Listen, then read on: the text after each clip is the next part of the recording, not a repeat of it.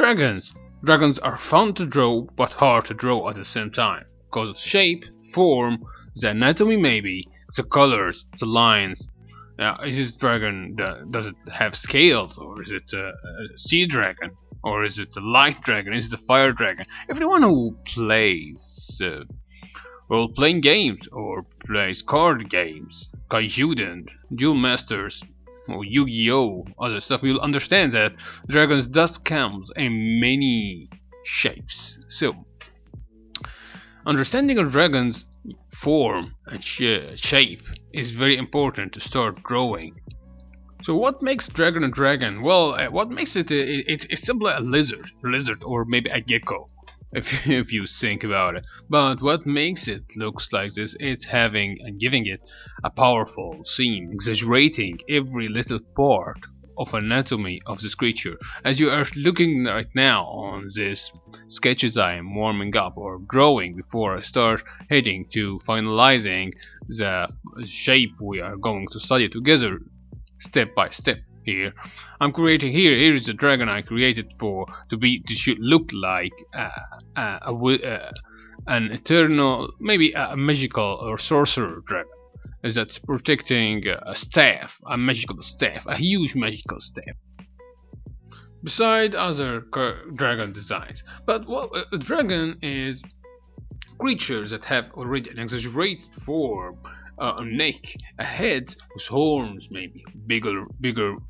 wings, so big lizard wings that is able to carry him up as he moves in motion towards his enemies or preys or whatever he's flying to. Scales and textures, maybe yes. Big tail that does make him balanced because he does love making maneuvers. If you did watch the latest movie Shang-Chi, you'll notice that both two dragons, one that already got bigger wings and the other didn't have wings, but he did have a tail, a big tail. Well, this makes balance. Every creature, when you look at your cat or your dog, it does have tail. The tail helps with its balance, moving or jumping or doing something like that. When you start drawing anything, you have to consider three things when you're looking or drawing or starting to imagine things. Well, the first thing is you gotta have your own reference. As you can see here, I'm designing an alien dragon, so I did look at the dragons or the alien types from Dragon Ball Z, Predator, and Alien movie series. Drawing is second thing you have to understand and know that drawing is a connection between your mind, your head, and your eyes, your muscles, your nerves moving toward your hand. So you have to move every little part between your mind, your eyes, your whole arm to get and be able to draw a dynamic or a fine proportional dragon, a fine proportional character design. So the third thing is that you have to build your own bank of objects, of figures, of creatures, the normal living things that live around you, squirrels, cats, birds. Collect those in a bank. Collect those through you should be drawing every day, drawing gesture every day, so you can build your own arsenal of imagination when you are creating dragons. Dragons are imaginary creatures already, so you need to draw real animals. You'll notice that lizards or dragons, dinosaurs, imaginary designs of dinosaurs have inverted joints maybe, so you need to be able to draw inverted joints. Inverted joints are in horses, so as you notice here, I'm drawing this dragon. I'm using maybe I'm using a horse head, a dragonfish, a fish already exists on sea, is dragonfish, and Komodo dragon. I'm using even a horse. I'm using a dragonfly to get the design of the wings. You'll notice that I changed the face a couple times until I got a fine armored head that I find it cool. Other things, and building your own arsenal, you need to build poses, build dynamic poses, motion poses built on real poses of real animals, maybe, or real humans, real men, real women. When you are designing a character, it helps so much. It helps so much and makes your job easier, makes the creatures look more fearsome or more cute or whatever the message you are trying to deliver. So build it on real things. It's fine, it's cool, it's better. Build shapes. Build shapes. You will notice right now, before I start creating a new dragon, I'm building shapes. As I'm now designing a dragon, a new one is a wisdom dragon, dragon of the jungle, maybe a dragon of the wisdom of mankind, of eternal wisdom. So I picked creatures that I find it cool, deer or a stag, a deer or a stag.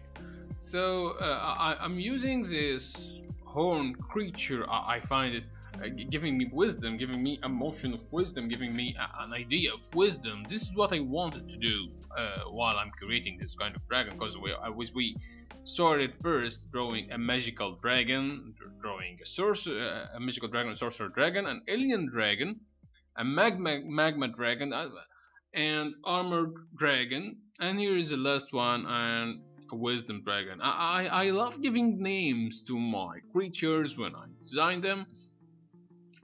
Gives me feeling of what I'm getting into and why I'm doing this. Eternal dragon needs, or wisdom dragon kinda needs, like a beard. A beard gives some kind of wisdom, makes a creature looks kinda more like aging, or it's old. So it's important to give him a beard. I'm even giving him a kind of like very long mustache, like the Chinese dragons. They have wisdom. They have many kind of mystical stories about legendary myth dragons that have got wisdom, eternal wisdom. So I'm kinda not satisfied how the legs are working, but I'm going to adjust this later as we speaking. I'm trying to add those crowned horns. I love the design so much. I love this creature so much. That stag, that horned deer. So I'm using it as a reference for my own good. Now I need to make clips that you paint. Make the horn for me. Do it for me. Do my homework. So I'm trying copy pasting it and adjusting it to refine it with the head, so it would look cool. Remember, I'm using silhouettes. Using silhouettes is fun. Actually, it helps with trying and giving variables alternates. Maybe you are not satisfied how the final look like, so exaggerating parts or moving parts or adding other parts will make it look more fun. I'm just trying to add arms now. As you can see, we'll have to find it. Does it have claws? Does it have normal fingers? This is why I told you right at the start that you need to have your own reference, because drawing too many creatures, designing too many creatures, makes it easier when you are working. It's like doodling from the bank already in your head. You don't have to open all the time reference or 3Ds. That's what makes you a very lame artist and a very lazy artist, using references and using 3D parts and open other softwares to draw from. Well, being a true artist, being a professional artist that you are, you want to be is by having the ability to draw anything at any time you do want. So now I'm thinking about making it a wyvern dragon or a dragon with only two arms and a very long tail. But in the end, I don't want this only to be this, this design. So I'm going to add some legs to it based on other popular statue at my country. The writing ancient Egyptian statue, you'll find it on our money in Egypt. It's very popular thing here. So I'm adding the mustache lines. This thing also gives him kinda like he is brave, he's ancient, he's old, but I'm resizing the image so I can add wings.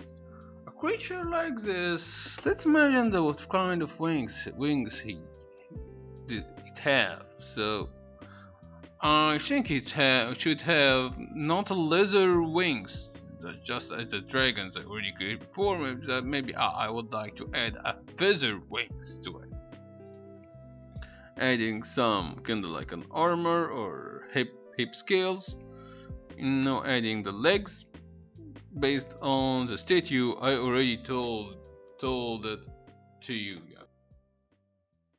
Now let's add more details, and as we are adding more details, I need you to tell you tips about you when you design a character. You need to ask yourself why and how and where. Why you are adding details and how are you adding details and where are you adding those details? Because if you are adding too much details with bad structure, it's going to collapse the design. The design is going to look very bad. I told back in the years when I first start my career to Alvin Lee and showed him a drawing of Azeraki Kimpachi from Bleach. He told me, you do have strong potential, a very strong, powerful energy while drawing, but the problem is that you add more details. I wondered, why are you saying this, Mr. Alvin? Well, he told me because when you are creating a building, you need to build it right before you start adding details, or the building all is going to collapse. This is why we get to the using reference thing, because using reference helps your mind to get into the mood and helps you to get more experience. Try to Google image, try to using other books maybe or other things for to start drawing. You find that before I did create those shapes, I start going loose, creating lines or creating silhouette shapes.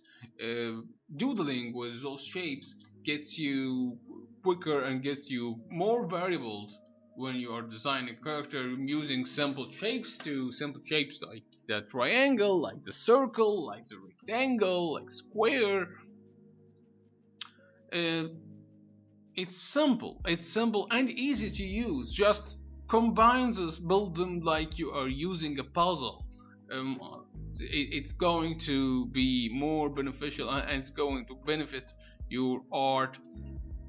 And try to connect those between those shapes with the S and C curves or maybe a V curves. It's going to make it more alive, make it more connected. This is what happened when I'm drawing the head. This is what happened when I'm drawing the neck, the chest, the arms. I'm using few lines. Use few lines as possible. This is why you don't have to put every little detail you got in mind, because you have to give and share your feelings with the viewer of your art. Because if you do add too much details on very annoying way, it would make the eyes irritated and would make others don't like the art, how it's coming, or how the design is coming.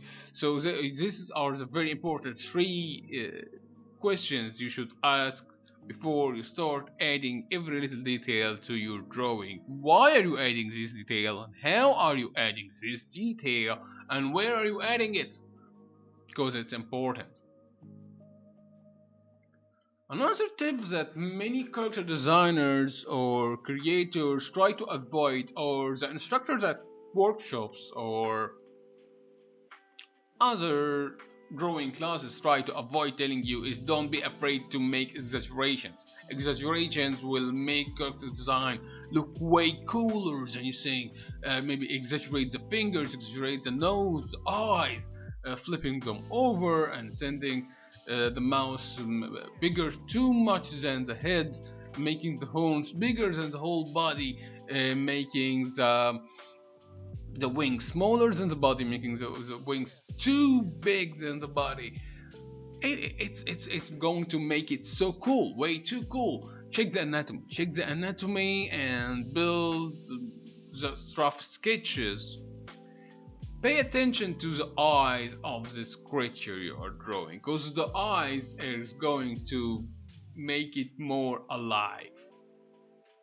So when you are paying attention to the eyes, I do want you to pay attention to the whole head part. Paying attention to the whole head part is going to give a charisma, giving to a character features to the character design you're creating. Whatever, if it's dragon, if it's squirrel, if it's a human, an alien, whatever you're trying to draw, paying attention to the face first, it's going to help you and get you more into the mood. Build it as silhouette first before you start adding more details to it. Never be afraid to doodle with it and change the sizes. As you're seeing here, I'm making Clip Studio Paint do the work for me, trying copying and pasting things already from the right leg and making them and adding them to the left leg. So let's say I'm drawing arms so easy because I'm drawing gesture daily. And you're drawing warm-ups daily. You can see that on my channel or on other videos. It's very important thing that you draw gestures, that you warm up before drawing. It will always help you with the bank. I raised all this at the start of the video and got a couple of videos with that. You can search them on my channel. So I don't think that I would love to want to or got time to color this character design of the dragon we created, but it's always fun to try to imagine how it's going to be. Now I'm going to add more textures to the tail. The tail is so important to dragons or dinosaurs. It holds their balance when they are jumping to get the prey, or when they are jumping to or running fast, whatever they are trying to do. Always remember, it's always fun to try new things and play with creatures. I'm so thankful, guys, that you stayed till this part of the video, understanding how can you draw an imagined dragon. It's an advanced video. I think it's advanced video because I didn't use standard usual methods when you are drawing a dragon, because this tutorial is for a little bit advanced character designers who have more have better imagination than others. When I got questions also asking me about how can you start having your own imagination, start reading and start imagining those characters or creatures you are reading on those books. Now, many thanks for watching. Please have a nice day. Stay safe. Goodbye.